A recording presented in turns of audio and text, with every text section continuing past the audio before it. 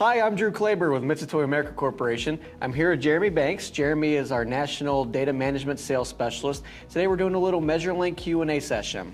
So Jeremy, one of the questions I get frequently from customers is in regards to DAQ sources. Different kinds that are available, wired, wireless, grabbing data from other stations, even down to the point of what does DAQ stand for? Well, Drew, that's a great question.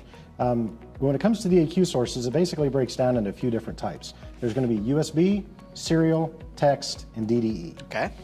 Okay, so to start out simply, let's take a look at this USB input tool hooked up to this Digimatic caliper. So this is all one piece, so you go directly from the tool. There's no interface box required for this? No, it's a one-piece cable. It's a Digimatic connection on one end, and it's USB on the other. So you just plug it into your gauge, making sure that you pick the right port type, and then you plug this into a USB port on your computer. Okay, so what about drivers, any special software or anything? Nope, it's plug and play. Just plug it right in, you're ready to collect data. Oh, great. Now, as far as MeasureLink's concerned, this is a USB interface. So all we do is pick that into device settings, and I can show you in the software a little bit later. Okay, that'd be great. And all you do is plug it in and collect data. Very good. What if a customer has multiple data sources? This seems like it would be great for a single tool like we have here, maybe 2 or 3 tools, but if I have 8 or 10 tools, I might run out of USB ports pretty quickly. Right. So if you're just doing 1 or 2, this is a great device. But if you're doing multiple inputs, then we have a multiplexer. Okay. So a multiplexer is simply a multiple input device. Okay. So same connection, Digimatic, but on the other end, we're going to use a 10-pin connection to our multiplexer. Ah, okay. So the cable is actually a little different. The end that plugs into the gauge is still the same, correct? Right, but I'm noticing this is not the USB connection like the other cable. Right, this is a D-type cable. And actually, if you look, this is not a connection that you're going to see on a regular computer. Yes. So what you do is you plug this into your multiplexer, and then on the other end of the MIG is a standard serial port. The other end of the serial port is going to plug into your computer. Oh, okay, gotcha. On older, larger standalone computers, you're going to have an RS-232 port. On this end, it's 25-pin. On the computer side, it's 9-pin. Now, on your newer computers, they're not going to have a serial port. So we have a 25-pin to a 9-pin adapter. That's going to be USB on the other end. Now, is this any proprietary information on that, or can you teach MeasureLink to pull data from this or any other RS-232 device? So we could use any third-party device. It could be an older style device that only has serial output, or it could be a modern device that you want to use the serial commands. Maybe you want bidirectional communication, so you want to use a serial connection. Gotcha. Now, inside of the MeasureLink software, it's a little more complicated. You're not just going to say that it's a USB gauge sending data. You're actually going to set what the parity, the baud rate, all of those serial settings inside of our software, which I'll show you in a couple minutes. And you're also going to set the string that the data format is going to be in.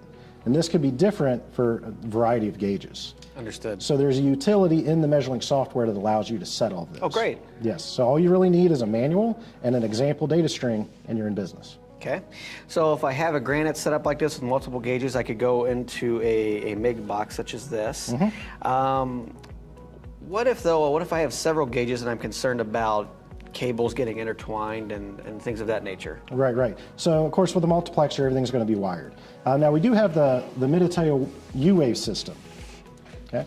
The Mitutoyo U-Wave system is 3 main components. It's a receiver, it's a transmitter, and then a little pigtail cable that connects to the gauge.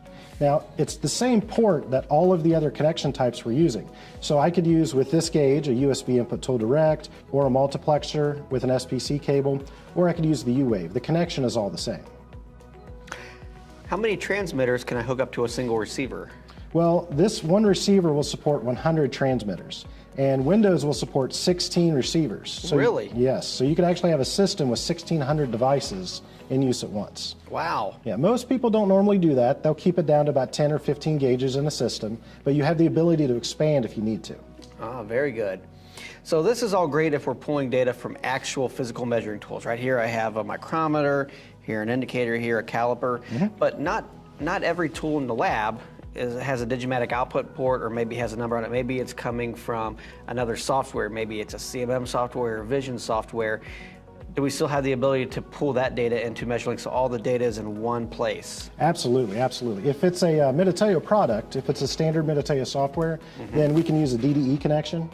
And a DD connection is a direct connection from the Cosmos, the QV Pack, the Form Trace Pack software directly to MeasurLink. So they automatically handshake together. Absolutely. It takes minimal setup. Wonderful. Basically, you just say, I'm sending data to MeasurLink on this tolerance, and you're off and running. Okay. Now, what if somebody's made a bad decision and has a non-Mitutoyo CMM, for example? Well, unfortunately, that happens. Sometimes people are using devices that we don't make, like tensile testers or something like that, or maybe digital scales or a spectrometer. So most measuring devices have a way to digitally output the data. So they'll output a text file or an output file, an ASCII file. This file will have the data in a repeatable format. So we have a function called import templates. And what we can do is set up a template inside of the MeasurLink software that would then parse the data coming through the text file. So every time the data is output from the gauge, we'll import it into MeasurLink.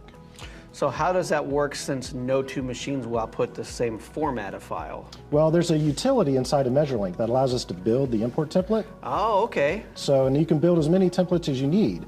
Generally speaking, though, a certain software will output the same every time. You may have more features or a different part number, but the format's the same. So your tensile tester could output all the same format, even if you have 100 different part numbers. But your digital scale might output a different format, but it's going to be the same for all 100 part numbers. Great. So you'd build two templates, one for the tester, one for the scale. Perfect.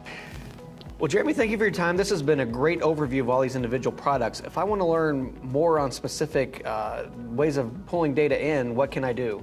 Well, in the future, we're going to make these tooltip videos, and we're going to share these out on YouTube. Great. And, or any other video service. And I'm going to make individual tooltip videos for collecting data from USB devices, from serial devices, and from virtual COM ports. Great. So anybody that wants to know more can just go to YouTube and search up the Mitutoyo America channel and find them from there? Absolutely. Very good. Well, thank you for your time today. I sure do appreciate it. And thank you for your time. If you have any other questions, please feel free to find more videos on our YouTube channel or visit us online at www.mitutoyo.com.